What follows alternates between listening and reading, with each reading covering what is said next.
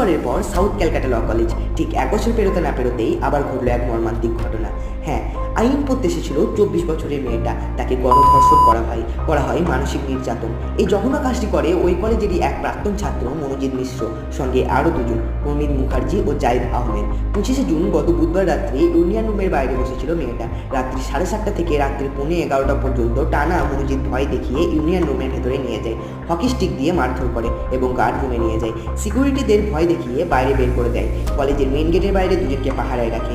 এরপর ছাত্রীকে টানা 4 ঘন্টা ধর্ষণ করে এবং চলে অমানসিক অত্যাচার, যেটার ভিডিও করা হয়, যার ফলে পরে হুমকি দেখানো যায় ভাইরাল করে দেওয়ার নামে। কলেজে পড়তে গিয়ে যদি নিরাপত্তা না মেলে তাহলে কোথায় পাবে সুরক্ষা?